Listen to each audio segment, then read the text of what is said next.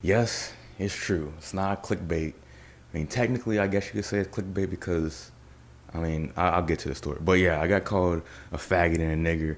And I didn't get quite called the IW special, but I'm uh I'm gonna let the story tell it. So it was like 2 weeks ago on a Saturday. I'm going to ULF. Yeah, they had a big season opening football game. It was UL versus Grambling, and Grambling is a college from a small city in Louisiana. Had like 2,000 people in it, which now cause I was doing research and trying to see how this happened, and I was wondering like this doesn't make sense. I thought like I wasn't expecting to experience racism and homophobia in the Deep South. I don't know what I was thinking. I just wasn't expecting that.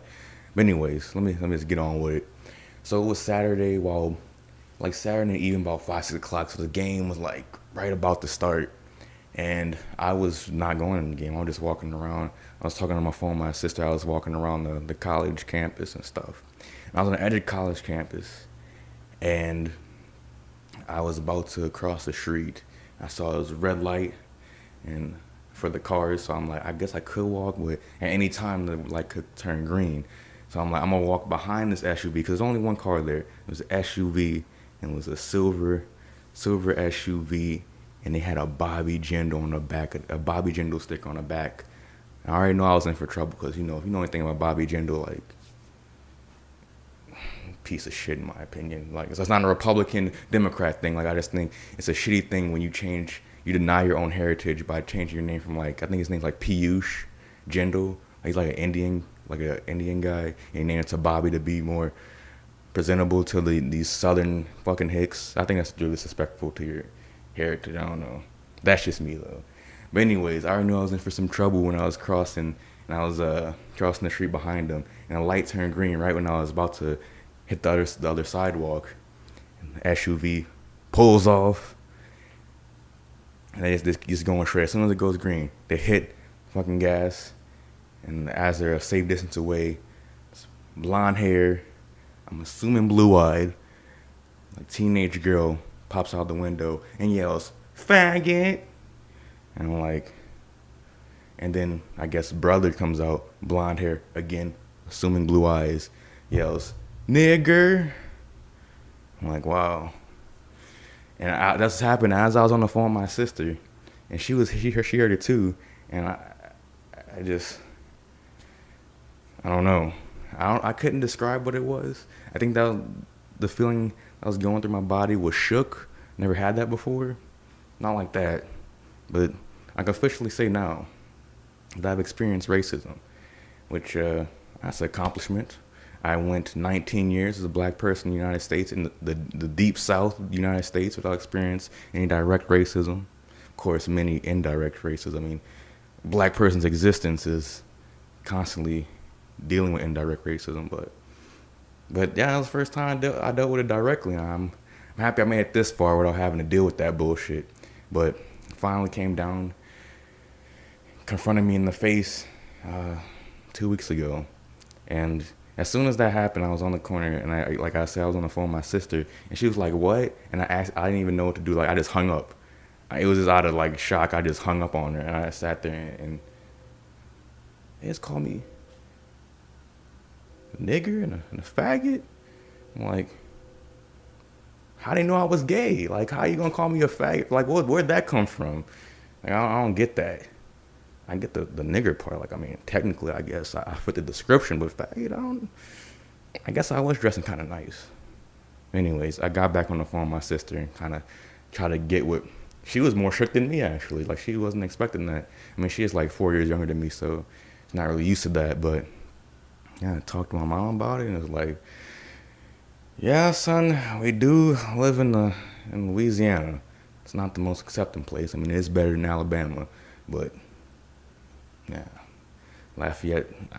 But the reason I brought up earlier in the beginning why I thought it was I brought the relevant information to be Grambling, the school that we were playing against, because that just seemed like the prototypical unaccepting, racist little small town where only a couple thousand people.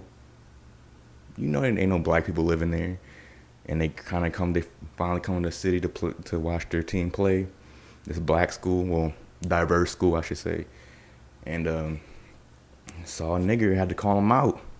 Thought maybe I was on a football team or something, trying to get in my head early. But no, the game's about to start in 30 minutes. You think I'm going to be out here? Anyways, I talked to my dad later about it. Next day, actually. It's coincidental I was going to go out and eat with him. And I was telling him about it. And I already came to this conclusion myself by the time I made it home. But he was talking about how he showed me a video, actually. He didn't do this that day, but later on, like the next day, he told me to go look up James Baldwin clips. You don't know who James Baldwin? You go look him up too. It was a clip, James Baldwin talking, and it's like, nigger as a concept, it's not a real thing. And it's not even made by black people. I mean, the word obviously isn't. But no concept is just an idea white people have.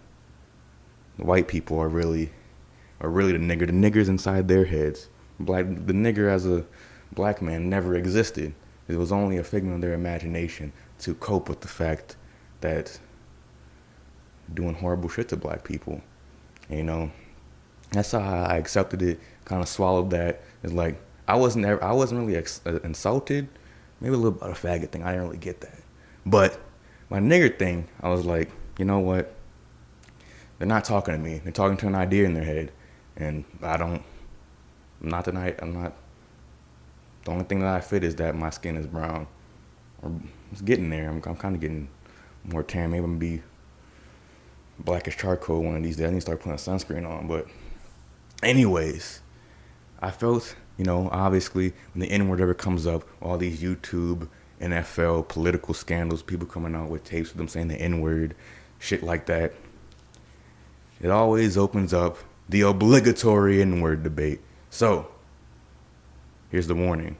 So let me get this combo over quick. I have some notes on my phone that I would like to read off of. And for terms of people using the N-word, obviously the situation I was in was not called for. It was meant to be insulting. It wasn't, but it was meant to be insulting and offensive. But in every N-word conversation, people want to put nuance in the mix. And I just want to give my 2 cents. The last time, I talked this before with Sam, Problem, GTO channel, social media mayhem back in the day. But my opinions might change just a slight bit. So I like to use the examples Quentin Tarantino and iDubbbz. You might not think of the two as similar or contemporaries even, but I like using these two because Tarantino is usually questioned about how he uses the N-word in movies, and how white characters use it. If you watch any of his movies in context, it makes complete sense. So I'm going to read off my phone now. Tarantino isn't a racist because it's used frequently in some of his movies, and iDubbbz isn't either for the nigger faggot term. Tarantino is trying to create authentic worlds. Imagine if no one said nigger in Django Unchained. That'd just be weird. And kind of insulting, actually. iDubbbz is being insensitive for comedic and satirical effect, and you... not reading this well. iDubbbz is being insensitive for comedic and satirical effect, and you may disagree and find him just offensive, but in that case, you're the one he's making fun of. But still, that can still go either way, but in my opinion, he's doing it for comedic effect. You can't really dispute that. Not to defend people who use nigger or nigger faggot out of context in their normal lexicon, because when those strangers called me niggers, obviously wasn't a joke. It wasn't meant to build a rich world, meant to tell a story in a movie. It's meant to hurt. So, yes, that's how I feel about it. It has a context. One thing I gotta sit and write down, I don't think any black person should normally use N-word either. Like, why, taking that word back. I don't know, I thought it's always a stupid concept. We're taking that word back. Women are taking the word bitch back. We're taking the word slut back. Like, no. You just can't say something is not insulting anymore. And you can't speak for all women when you say that, or speak for all black people when you say that's not offensive. I mean, it's different with nigger because almost every black person has co-opted that as a fine term amongst each other. But obviously, slut is having a hard time becoming normalized amongst women. But yeah, I think I put my ideas out there pretty solidly. But let's go on to the next thing. Let's see. Let me take a second. Let's see. My sweet mate ate out his girl. Let's not talk about that. I'm depressed and dying inside. What's new? Let's just move on to the comment reply. So, I want to start off with a comment that I replied to in the last episode of the update show. It was talking about why the comments don't show up. I found the actual reason.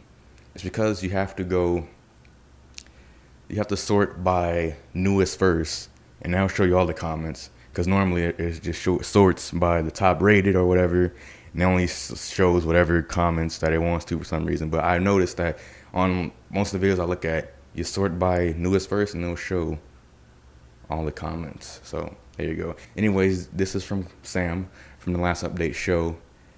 He said, also, don't feel like editing my previous comment, but how is your GTO wrestling split coming along? I'm reading some of these comments out of order for an effect. Don't worry about that. But I replied, I'm ready creatively. Expect the first show in early December. The reason I went for early December because I thought the game was going to come out in late November, but I looked and it's scheduled for like mid-October. So I'm still shooting for early December. That's when the first episodes are going to come out in early December, but we're going to have a lot of time to prepare. So that's good on me. I know a lot of other people have their 2K series out, but mine is going to be better than all theirs because it's just going to be better. But yeah, UWL, the Universal Wrestling League, will be starting in the beginning of December, where you can see some of the great legends of GTO. So a lot of new exciting talent. Some extremely promising, others laughably shitty. I'm looking forward to doing it again because kind of miss doing the old GTO wrestling. I miss kind of creating something original that's like innocent and original. I don't know. I miss wrestling. I haven't watched a lot. But, oh wait, I forgot. I guess in the title, it's already in the title, but I'm talking about All In. Talking about All In today. Anyways, next comment by Passer, a.k.a. Henry, a.k.a.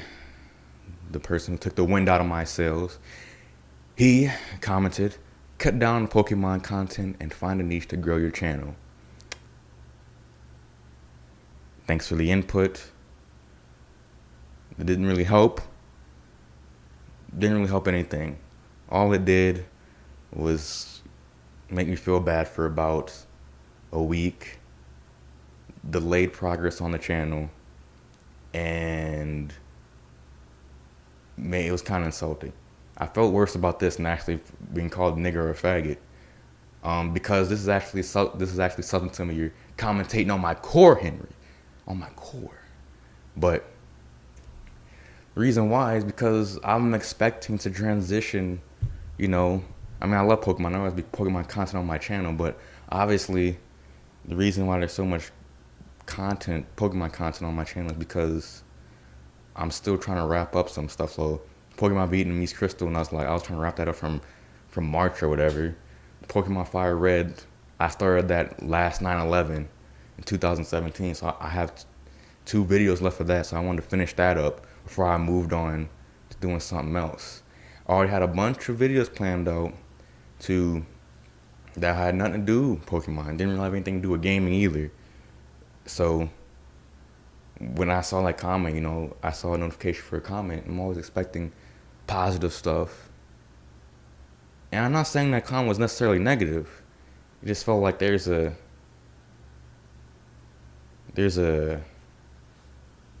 disconnect.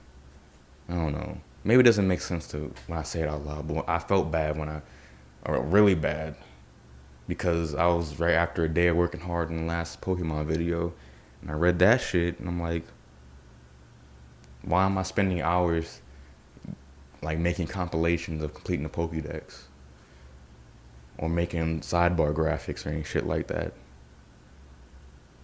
Because I like doing it, but people say you shouldn't do it.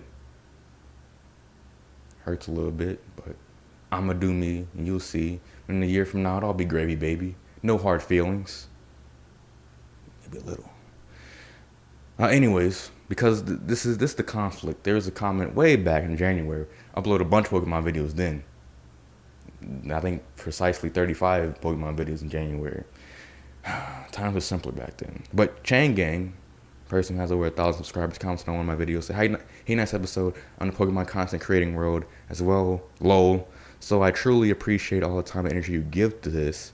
Keep up the great work, and I'm sure you continue to grow. Another video said, hey girl, great stuff. I do Pokemon content as well, so I really value and support the effort you put in. Keep up the great work. So who's right? No one. So I'm listening to myself. Only myself, with no outside input. I'm just kidding, obviously. But this is why you gotta follow what you want to do. Because what other people don't have your best interests or your best creative interests. People don't even want to necessarily see what your best thing is. Just want to see what makes them happy. But I think it's a little different with what Henry's saying, because he wants to see the channel grow, and he feels like cutting down on Pokemon content, finding some other niche is the best way to go. And you're right. I agree with you. But my niche is already being executed. It's called being Marc Anthony Davis. Your advice is not falling on deaf ears. But moving on. Next question. Comic Sam's, what were your thoughts on All In? Well, I'll tell you them right now. So All In. Overall, a really good show. And I'm going to run down all the matches in between segments that were notable. But overall, I think it was a really good show. Obviously, historical indie show. Sold out a 10,500 something person arena. I don't know how much exactly, but I know it was over 10,000, and it was I think the pre-show, which I didn't watch actually, was on WGN or something. It was on. I didn't do much research about this going in because I didn't want to hear anyone else's opinion. I don't want to be contaminated by opinions. Definitely don't want to be contaminated by facts. Fuck that. Who needs facts? Not me. Anyways, I'm just basically going in knowing that I know backgrounds, a lot of characters. I know most of the wrestlers that's on this show. I know most of their histories. Watch most of their matches.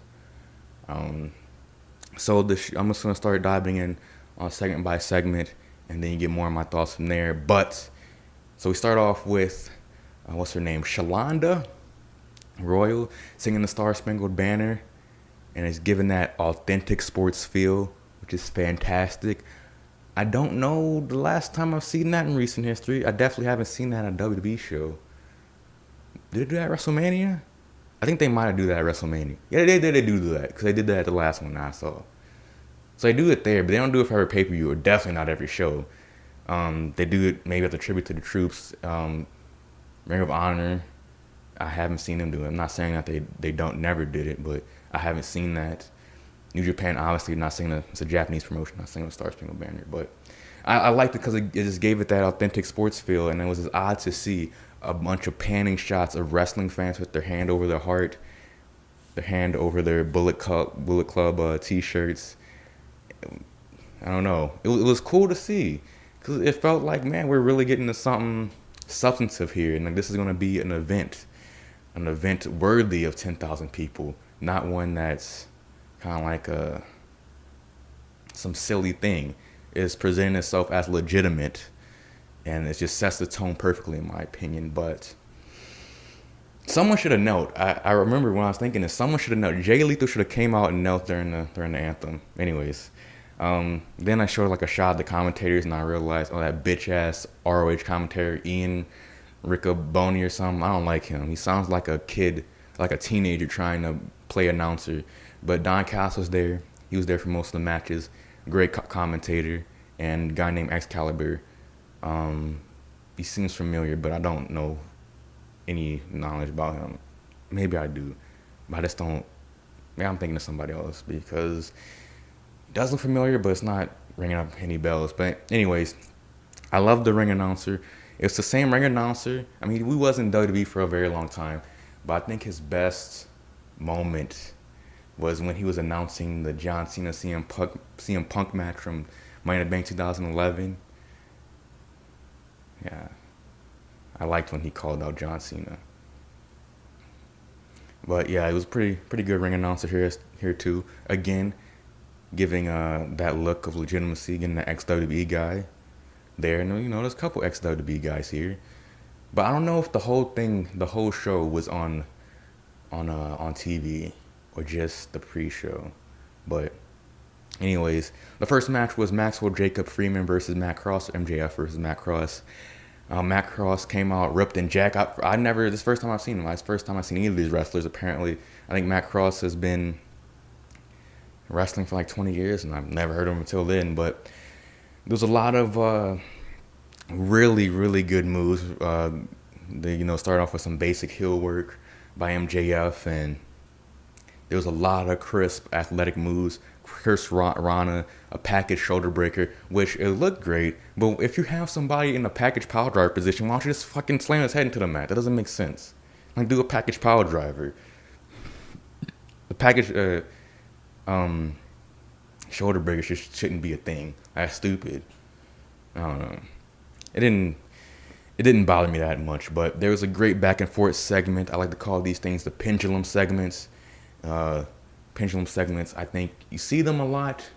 New Japan, and I think the best example of people who do the pendulum segments well are like Shinsuke and Tanahashi and Okada in their matches.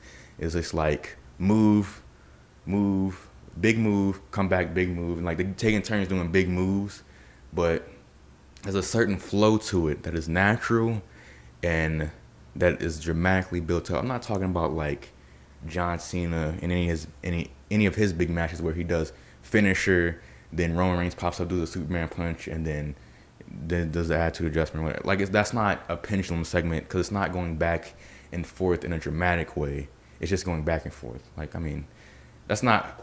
I guess it is a pendulum segment. It's just not a good one, I should say. Gets to the heart of the matter, but it was some really good stuff. The fucking power driver from the middle rope should have ended the match. But that's the first time I've seen something like that. That's fucking fantastic. I thought he killed the guy. Obviously he's not dead because came back, won the match, and it was a really good physical match. It was really good. I guess I did ratings for all these matches. I rate every match I watch. And I gave it a 7.5, or in star terms, I guess I'll just give you the star ratings. I gave it a 3.5 stars. It's a really good match. So next up was a Nick Aldis interview. It was simple to the point. And, I watched Nick Aldis in TNA back in the day when he was Magnus. And didn't think much of him. I was a little kid. I didn't think much of him. But I think I really like him after this. It's too bad that I have appreciation after he lost the title. Spoilers, I guess. But anyways, the next match was Christopher Daniels versus Stephen Amell. And Jerry Lynn was the ref, or the whole reffing show. Clever. And I did not know I did not know why Stephen Amell was part of the show. Past the good star to have on your show. Not only does he have good name recognition, but also he's actually very athletic. And obviously they've been working with him a lot because he can fucking go in the ring. I know he's not going to be on tour or nothing, but he more than held his own this match. I really liked some of my notes here were, let's see. Amell had an impressive execution of moves. I guess I shouldn't be that surprised because he is very athletic.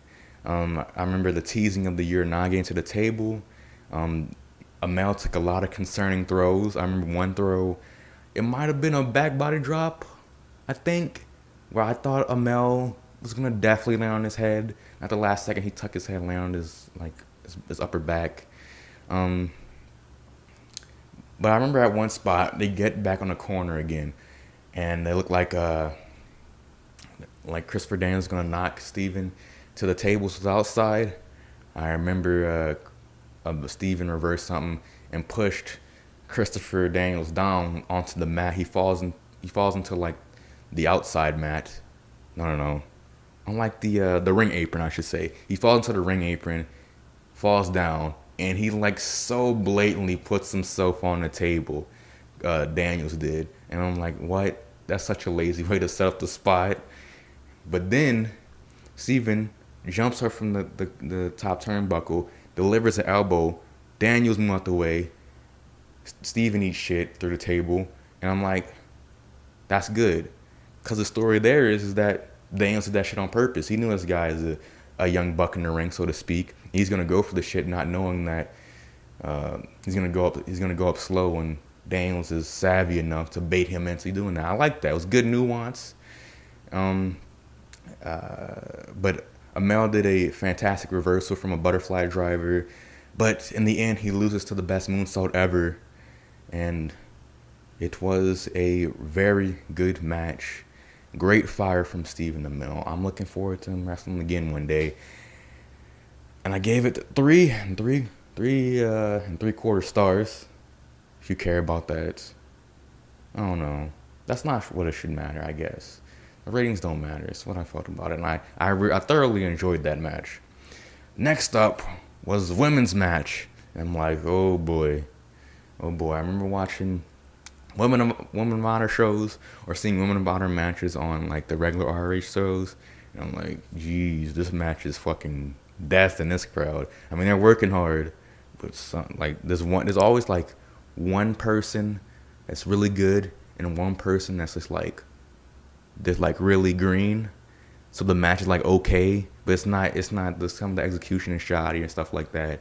Or in like a tag match I've seen, like there's always like one or two people. Like the more people in the women's tag matches, I'm not talking about WWE, I'm talking about Ring of Honor. Like the more women they are, just the more clusterfuck it is. The more can go wrong, I guess. But in this, 4 women, some I've seen before. It was Tessa Blanchard, Chelsea Green, Madison Rayne, Britt Baker in a 4-way match. And I've seen Tessa Blanchard before, seen Madison Rayne before in TNA. Haven't seen Chelsea Green before. I thought it was, for a second, Peyton Royce in makeup. Then I realized it's not her. Her forehead's not big enough.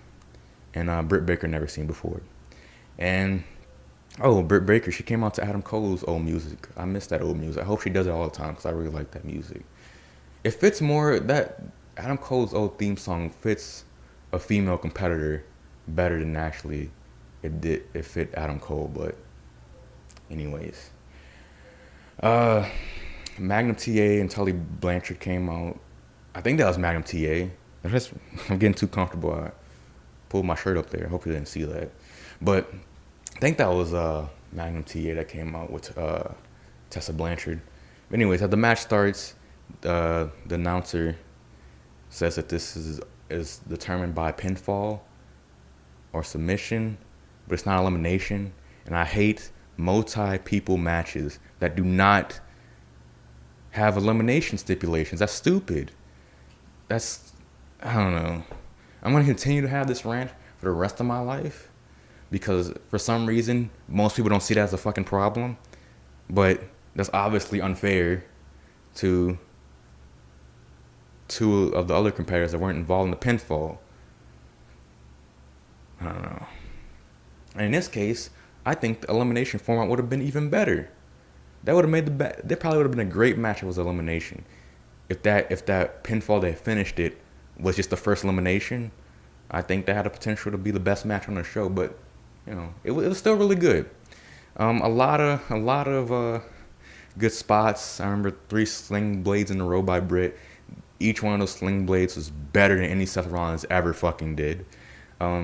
Chelsea did Zack Ryder's boot. I guess are they going out or something? I don't know why she did that, but I remember there's a lot of spots where they were trying to go into another thing. Like they did a move, then someone like a third person came in and had to do another spot immediately after that. So I think someone gave Tessa a DDT, like a great tornado DDT, but then a third woman came in, and since they had to do their spot, Tessa didn't sell it. She just got right up and started becoming the next spot. I forgot what it was exactly, but then Blanchard hit a great Magnum, and Tessa kicks out of a Destroyer. Why? It's an awesome move. It should never be kicked out of. It's the best power driver. It was the second best now since I saw that second rope one. That was fucking awesome. But Tessa wins, but it seemed like the other 2 were going to break it up. But they were a half-second late technically, but when you watch it live, I can understand why people thought, like, they start booing because they thought the ref fucked up or somebody fucked up. But it was a really good match. 3.5 stars. After that match, oh, let me give him a fair due. Let me give him a couple hand claps because that was one of the better women matches I've seen. Granted, I don't watch a lot of women's matches, so that's on me. But I was thoroughly impressed, and I really enjoyed that. So up to this point, I'm having a fantastic time watching this show. And then they have to take a little break, and they show Fat Ass Masa and Chico in the crowd. You know Fat Ass Masa from the Being the Elite series. Being the Elite has a lot of influence, has a lot of ties into the show, obviously, from the people who made the show. But they even gave Fat Ass Masa his own graphic, which made me laugh. So I felt like I should bring that up. But up next was a hype package for Nick Aldis versus Cody Rhodes match. You know, it was pretty basic stuff. Stock music probably playing in the background, but, you know, it didn't really do much for me. Cody came out with Tommy Dreamer, DDP, and Glacier. That seemed like a really odd 3, but I guess it is a. Let me look at the first 3 legends in my contact list and call them up. I don't know. I mean, Glacier's not even a legend. What am I talking about? Anyways, I thought maybe, I guess Goldust is busy. I don't know what he's doing. I haven't watched him WWE in a while, but anyways, when they had the shots of the wrestlers coming from the locker room from the back, it reminded me of Masawa versus Kawada, or just like All Japan matches from the early 90s in general. When they would do that, they would show them, you know, with the towel around their neck, getting ready to go out there, their dudes around them. I don't know, it reminded me of that. Or kind of like doing boxing or UFC, but they don't do it from the back usually. They do it as they just come to the ring. But I don't know, they gave it a real authentic fight feel. I'm down with that. And I think they hyped this match up pretty well. I was pretty excited to see it. And for a a good bit, until it got to a specific part in the match, I had no expectations on how good this match was going to be. I was excited to see this NWA title match and see history. But then the match started, and they started chanting "Fuck you, Aldis." I didn't really get that. To me, I mean, I haven't watched Aldis that much. I haven't watched wrestling that much this whole year. But Aldis, to me, seemed like, why would I boo him? He just seemed like an okay guy. I don't know. Being a slightly cocky heel doesn't do it for me anymore. Like, most athletes are slightly cocky. So I'm surprised that some athletes are just slightly cocky, but Cody doesn't seem that much of a great guy to me either. I don't know. But I remember at one point they had a DDP, Davari. Oh, it was after this like elbow, this diving something. Aldis just dived to the outside from like the apron, I think, onto Cody. Cody goes down. Then like somebody comes up. Oh wait, cause sorry, I'm kind of scatterbrained. I don't like taking too much notes because I just don't want to read to you. But anyways, Cody was down for a extended period of time, and they're like saying that, oh, he might not be able to continue, and Hugh Hebner was about to end the match. Then DDP comes out and said, no, like, don't end it or whatever, and they're trying to get Cody back up and stuff. And then for some reason Davari comes out and then starts fighting with him, but then DDP gets in the ring, hits him with a nice diamond cutter. He can still do diamond cutters really well. It's actually really good. But all that, it was completely unnecessary interference, and all it was to be a distraction for Cody blading. And I have, I hate to say it like that, because I hate like to be the guy that acts like I'm trying to expose what they're doing. But when you do like blatantly unnecessary shit to distract from what you're actually trying to accomplish, I have no choice but to point that out, because it served no purpose to the match. It didn't make it better. It actually kind of made it worse in a way. It definitely made it not as good as it should have been. It didn't feel good. It didn't feel good for me to watch that match. Like, I enjoyed it, but it didn't feel like as good as it should have been, I guess. And I feel like you could still blade and not have people see it, and still people have distracted. Like you hit the guy, like Aldis comes down, hits the guy, he goes under the table.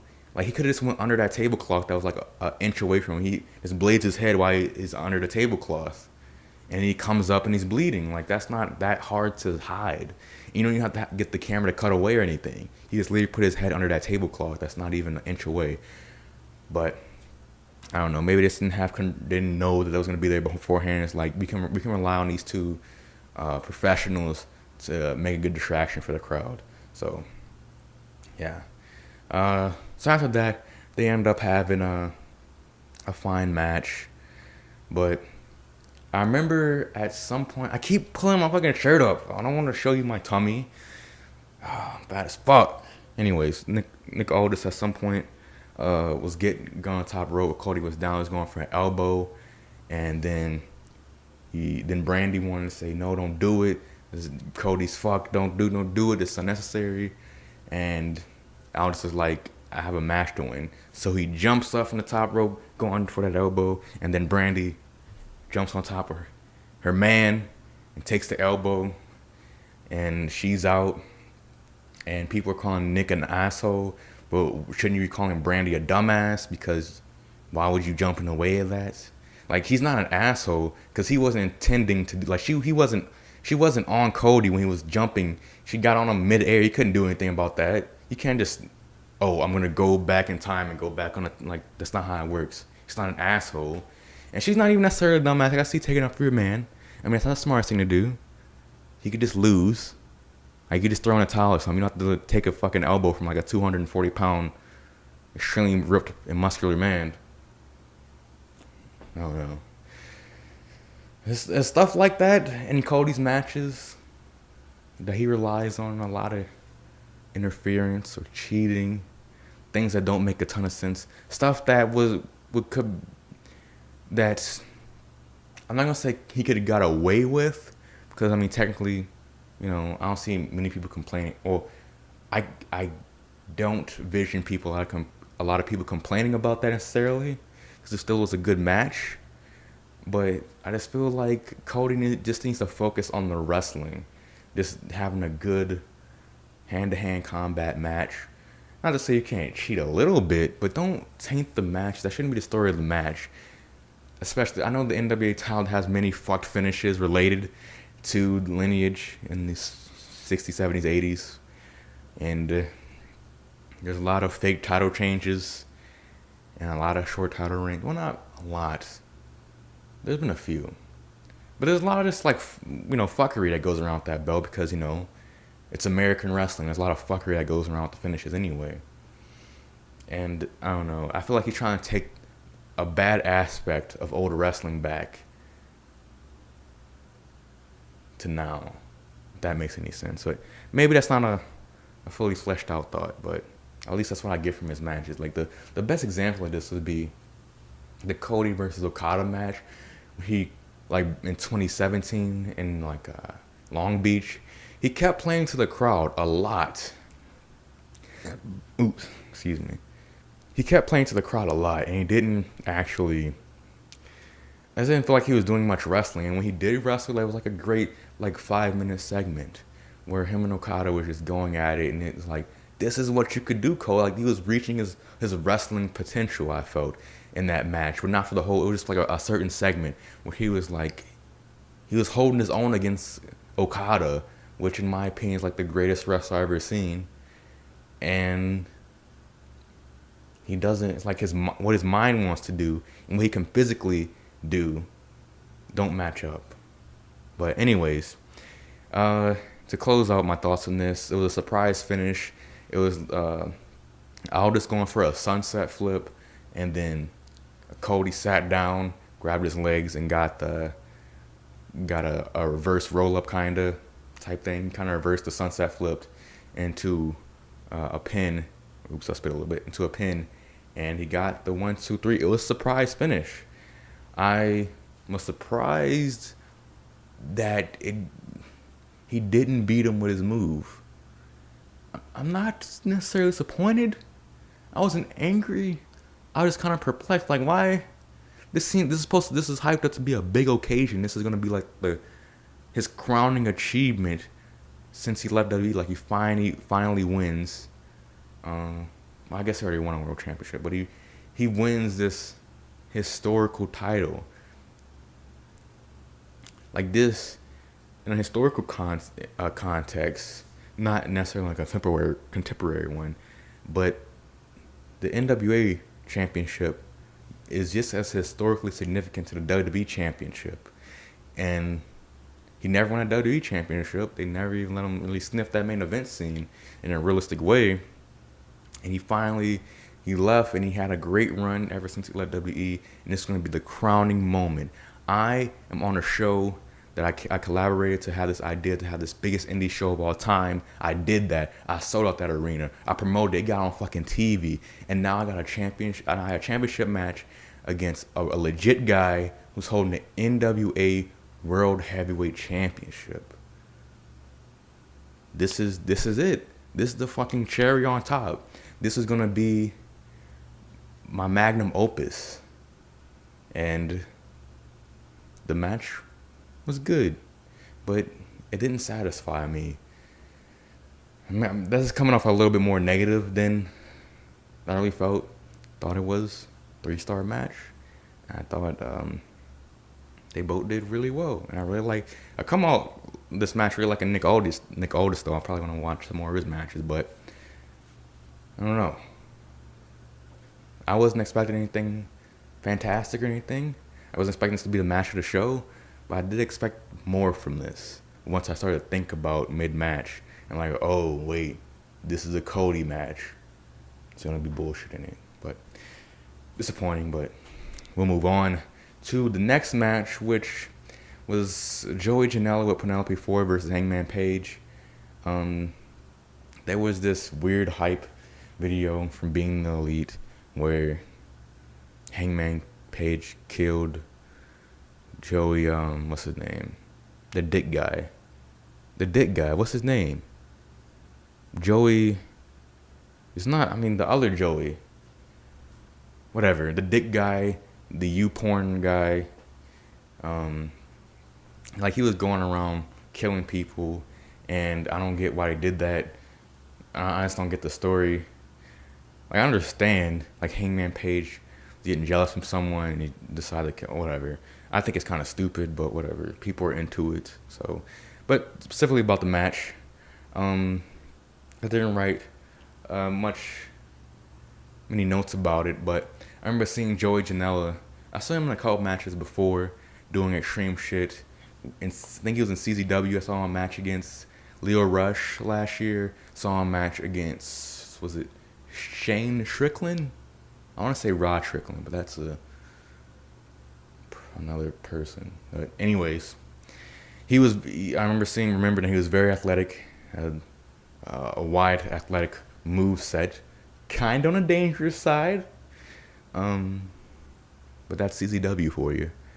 But anyways, and this was a Chicago street fight match, and it was really good. They brought the ladders, the tables, and shit. And Penelope Ford, I remember I think this is the best part, my favorite part of the match, when Penelope Ford got in, and I was like,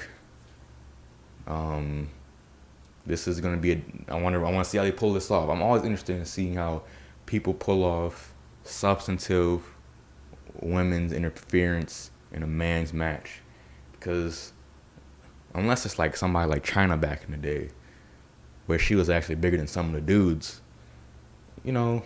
these men are pretty fucking jacked, and these women are really, really diminutive. But one thing that these women have is agility and speed and flexibility. And Penelope Ford had every one of those maxed out on 10, and she showed them off.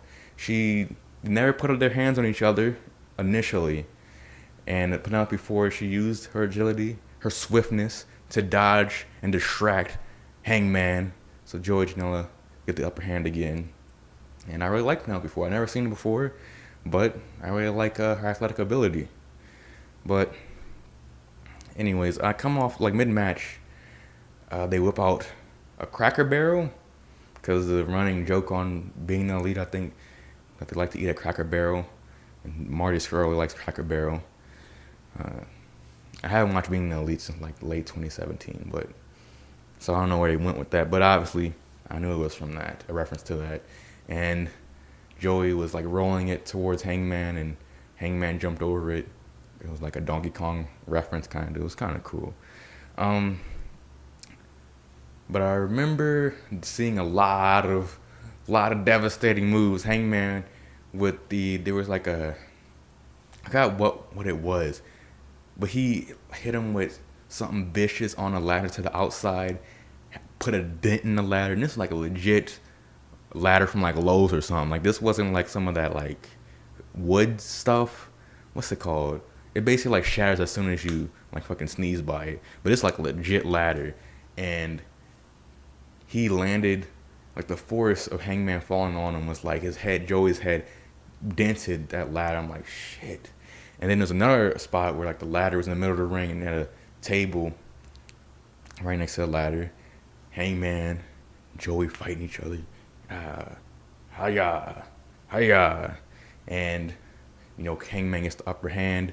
He gets him in his finishing move where he looks like he's about to, like, it looks worse than a vertebraker, but basically it's like a vertebraker.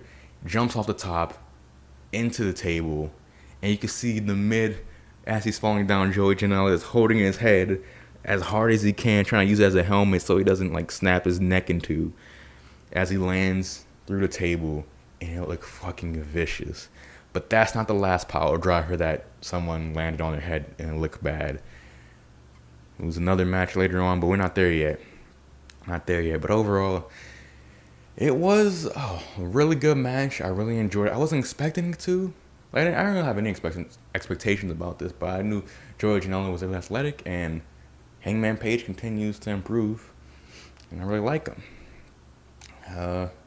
But after that, I just called this segment the Joey Ryan Resurrection. So apparently he died during Being the Elite, which is apparently canon in the wrestling world. And he came back to life during the show. And he was preempted by like a dozen of inflated penises. And then Joey Ryan came out, and Hangman Page was shocked by Joey Ryan resurrection. I thought I killed you. Stuff like that. And then Joey Ryan, like Hangman went for a punch, and Joey Ryan grabbed his hand and put it on his dick, and then he flipped him with his dick. It's stupid. I don't know. I don't like it at all. I thought it was a dud segment. I mean, people in there were cheering, but like, I don't know. I wonder how many people just went there. It's like, oh, there's a big wrestling show in town, and it's not WWE, it's something a little different. It's gonna be the NWA title there. I'm gonna be there. Then they see that shit. Like, what is that? That's the stuff that I think of. Because, the hardcore wrestling fan, they're just gonna enjoy good wrestling. I said hardcore wrestling fan. Anyways. But they're gonna enjoy anything that's good that involves their favorite wrestlers. But the outsider, the guy who's like, oh, I'm kind of casual with it. This is a big wrestling show. I've been seeing commercials about it. I'm just gonna walk in there and see what they got. And then they see that shit. There were like pro football people there, like pro football players there. During a show, the commentator saying like, there's 12 football players here, a couple actors here. And they saw that shit. I wonder how they felt about that. Like, that was kind of, I don't know. That's why I didn't like that at all, but whatever. It was stupid. That's fine. Then there's a segment where Jay Lethal puts on his old glasses, cause he was like Black Machismo in TNA like in 2008, 2009, 2010, somewhere in there. He was basically doing a Macho Man impression, I should say. And it's really good, but I don't see the reason for doing that here. I don't get it. Why can't Jay Lethal be just Jay Lethal? Anyways, each time I see Jay Lethal, I think he's like 40 years old, but he's really like in his early 30s. I don't know. I keep thinking that he's like this legend that's been out here for 25 years. Been working on the indies since 98. I don't know. Is that even makes 98's 20 years? Dumbass. Can't do math. Anyways, he gets his old glasses and turning in a black machismo. But anyways, it comes out Jay Lethal versus Flip Gordon. Flip Gordon apparently won the over the budget battle royal during the pre-show. Gets a shot at the ROH title. And I felt like, man, this is pretty quick. Flip Gordon's been in the ROH for less than a year, maybe about a year at this point. And he's getting an ROH title shot. And I'm like, they're really gonna put the title on him? Seems kind of premature, but especially beating this guy, this would be a big moment for him. But anyways, Jay Lethal comes out as Black Machismo, and he comes out with Lanny Poffo, Randy Savage's brother. Like, cool.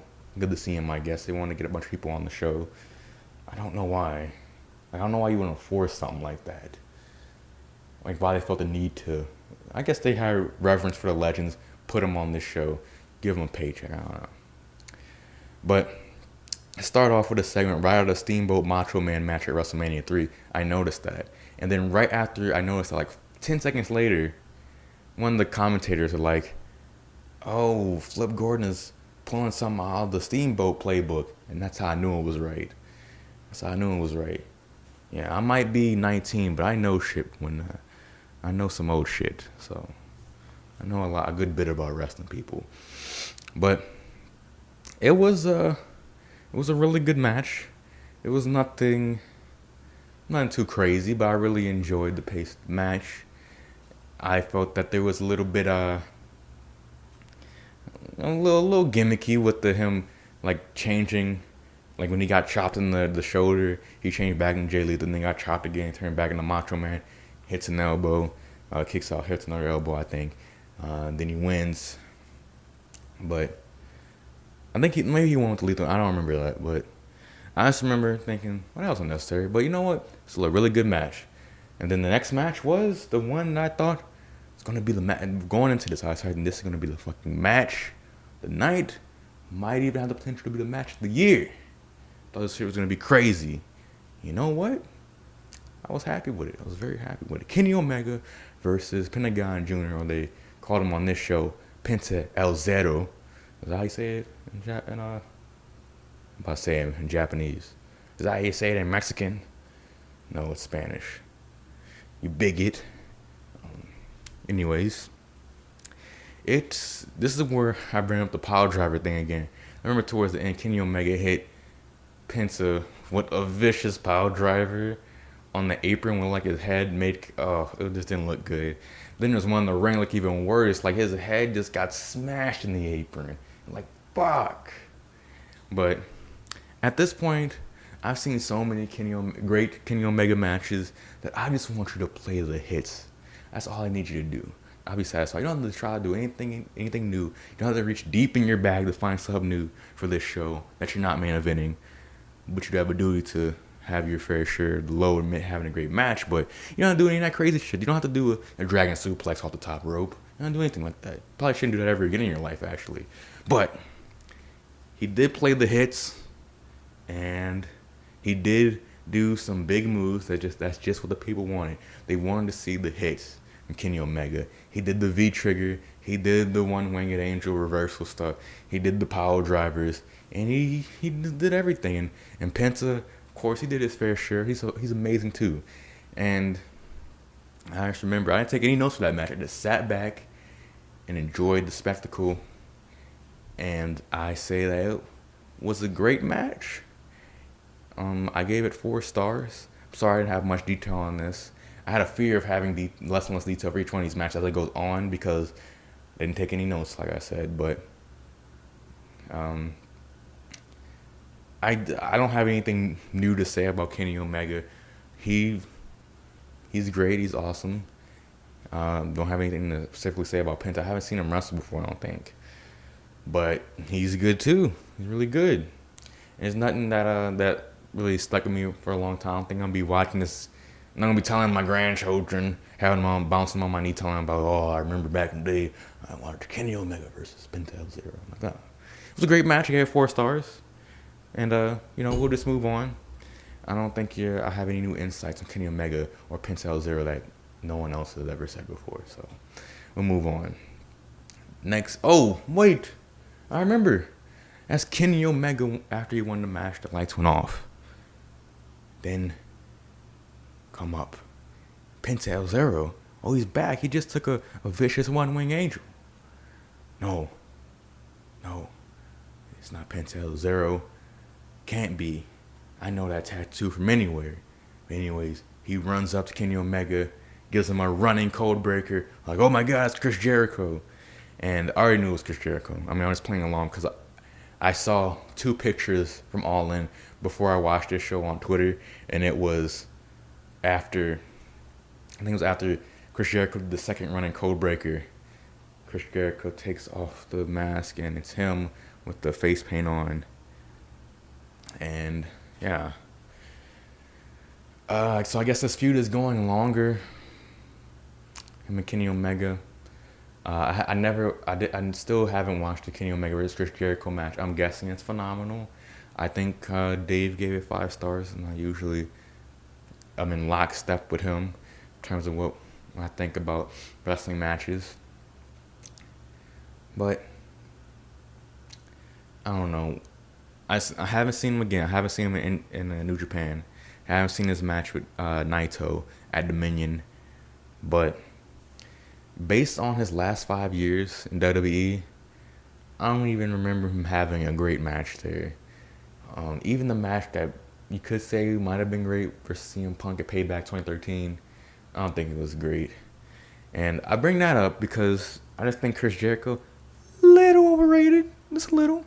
So I remember watching that match, and I remember I was just going down all the great CM Punk matches. I remember seeing that, oh, Dave gave it 4 stars. I want to go watch that, see what I think about it. And the story going into that match was, excuse me, because I am going off track here, but I remember the story going into that match was that CM Punk has been out for 5 weeks, and he needs to get his ring conditioning back. And Chris Jericho has been on the road week after week after week at this point, and he's going to be in better condition.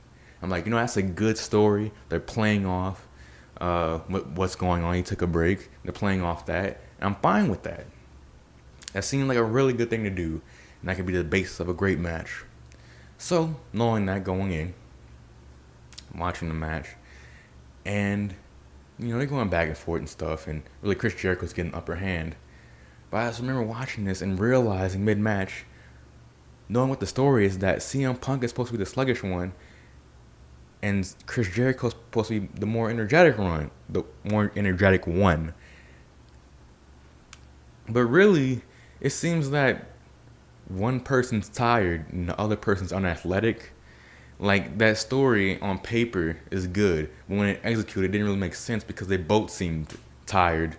They both seemed not to have the best ring conditioning, because at that point, Chris Jericho, he was 42 then. He's like damn near 50 now. I think he's like 45 or something like that. But he's not. He wasn't a spring chicken then. And he's definitely not one now. I don't know. That was just. It had a really great finish. The GTS, Chris Jericho falls back in the turnbuckle, bounces all turnbuckle back to another GTS. That was a great finish.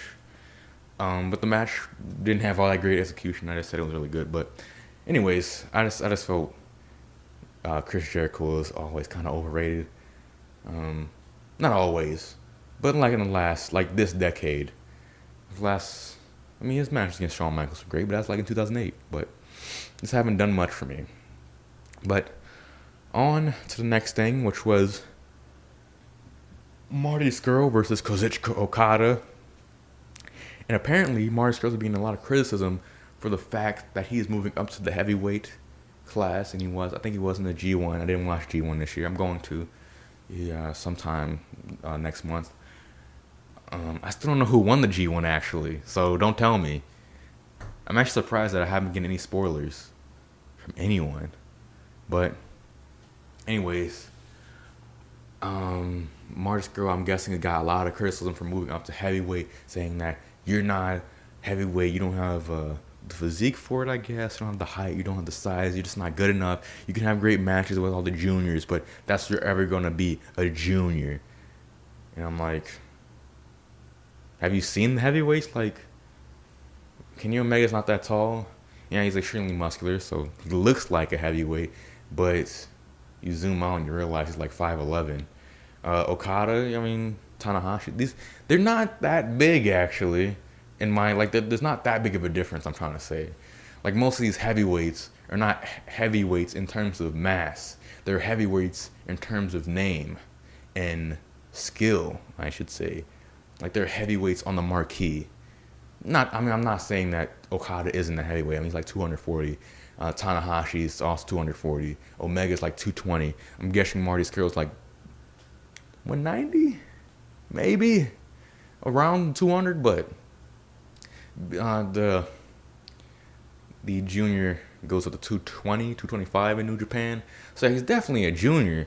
But when I see him go up against someone that's 40 pounds heavier than him, like Okada, it doesn't seem jarring to me because there's always, and Don Cox brought this up during the commentary, and like they always say, a skilled big man will always beat a skilled smaller person, and in sports, and that's been proven that size is not always the best thing. Being bigger is not always the best thing.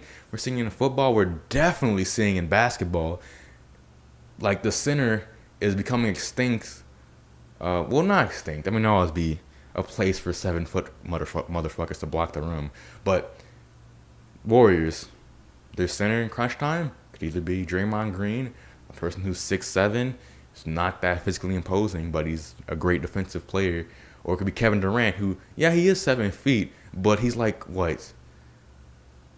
Probably weighs as much as Marty Skrull. Probably doesn't even weigh that much. Like, he's all bone. Like, he's not physically imposing. He's not that big of a person. He's just tall. I don't know. We're just seeing small ball and basketball proliferate and seeing smaller, faster, quicker, more skilled players beat out big ones. So that old motif doesn't really count in this. And in wrestling, it's just about reversing moves, I feel. And since you can't punch, I know I'm talking about this as if it were a legitimate sport, but since you can't punch, that changes a lot.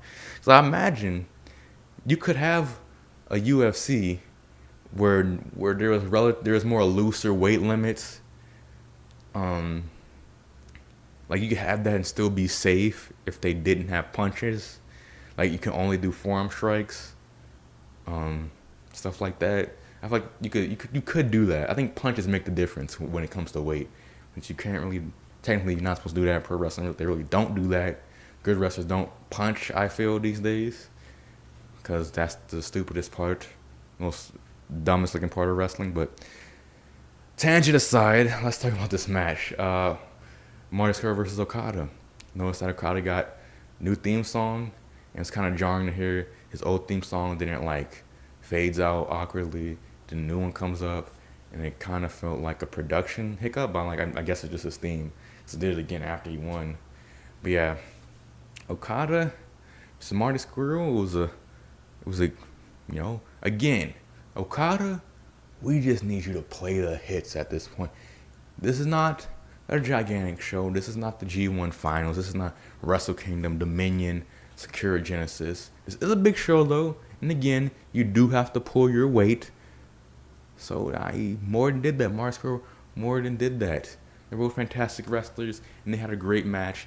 And the reason I call it a vintage Okada match because it had a slow build. They didn't bust their nut quickly. And these are the better matches where you slowly build up. This is why I think Okada's so great. He slowly builds the match. And Marty, also a great wrestler. He could take on a multitude of styles. So they went together very, very nicely. Started off the beginning portion of the match. They went to the outside, brawling and stuff. And you could just tell on a look at the face that Okada just seemed confident all the time. And I like this. It's like this cool, silent confidence. There's no bragging. There's no loud. There's no playing to the crowd. There's no flexing. Mark Skrull flexed. But he's trying to, you could tell he's just insecure about the fact that people keep calling him so small and that you're not a real heavyweight. And I like that too. It was just good.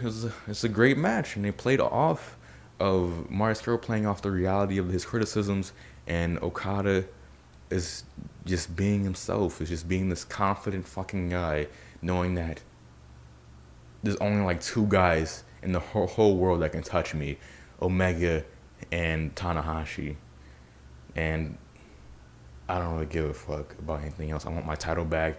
You're nothing to me. I know I can outlast you. Anyways, yeah, it was a great match. And again, another one of Okada hits. It was Rainmaker hit that, fall to the ground. Oh, I'm sorry, man. I can't reach the pin. And he crawls back to Marco. He grabs that hand and he goes for another Rainmaker. I think Marco might have reversed it, but then he eventually hits that another Rainmaker and he wins. And at some point Marco cheated and hit Okada with the umbrella, but it didn't feel like a tainted. It didn't taint anything. It didn't make the match worse. So it was a great match. I gave it a 4.25 stars. I thought it was better than the Kenny Omega Penta Zero match. And yeah, I was expecting the Cody Rhodes versus Nick Aldis match to be the main event. It's most definitely wasn't, but that was disappointing. That was disappointing. I think that was the most disappointing thing about it. Why wasn't that the main event? Like, if that wasn't going to be, at least have like Kenny Omega be the main event, because he is the top champion in the world. And well, I know it's not a championship, but I like this next match. Oh, one more thing about that Okada match. I wrote down, matches don't need these silly gimmicks or run-ins. Just a good story and great execution. Okada is still the best. So that's what I thought after that match. But last match, main event, Young Bucks and Kota Ibushi versus Bandito, Rey Fenix, and Rey Mysterio. Think they're coming up on the hard time. I was thinking that going in, like, there's only like 20 minutes left on this Daily Motion video that I'm watching the show illegally on. How are they gonna fit this in? Like, they haven't even come out the wrestle yet. Like, the entrances haven't even happened yet. And I'm like, this is gonna be a really short main event. And it was. Young Bucks and Kota Ibushi. The Young Bucks, you could tell that they wanted to they were trying to wrestle with all their energy, because this is like their brainchild. I think it's them, the Young Bucks and Cody's brainchild. And you could tell they really wanted to do a lot. And they had like a great partners to do it with. It was 3 badass luchadors and one fucking legend, Rey Mysterio, and like seeing the segment between Bandito, Rey Fenix, and the Young Bucks was really good. Then they all spill out at one point, and it was Kota Ibushi and Rey Mysterio in the ring, and then everyone realized, ooh, dream match. And he might even chanted, "This is awesome," before he even did a single move between those two. But yeah, they did have a good exchange. Nothing too fancy, or nothing too substantive to really speak of, besides the fact at one point, while the Young Bucks in the ring, I think the ref, someone said, something like, "When I say go home, you gotta go home. When I give you the go home," or something like that. It's basically saying that when I tell you to wrap this shit up, you gotta wrap it up. And yeah, as soon as they had to finish the match, like, it felt like 12 minutes, I don't know, but it ended very quickly, where the Young Bucks, I think, won. Yeah, the Young Bucks won.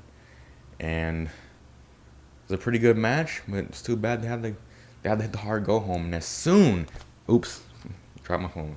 But as soon as the match ended, there was like 5 seconds, and then the outro graphics came on, and that was it. And it's just kind of sad, a little bit ironic, that the 3 people who made this show were part of the most disappointing, part of the least, had the least, what I'm trying to say here, the 3 top, let me take a break.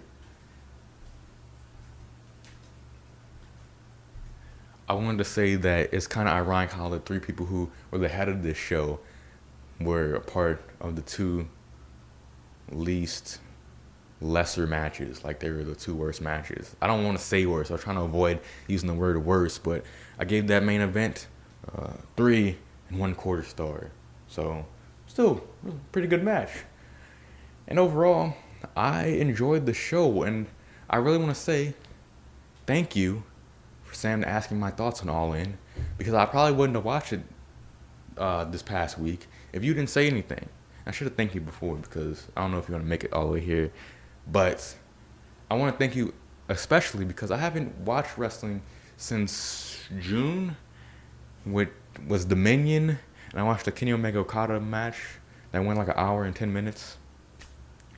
But I haven't watched anything since then because life caused me to drift away from that for a little bit, and I wanted to get back into watching wrestling, and you were the impetus of me getting back into watching. And seeing that first match, MJF versus Matt Cross, I remembered, like, it is a rush of pleasure, flowed through my body. Like, I'm watching wrestling again.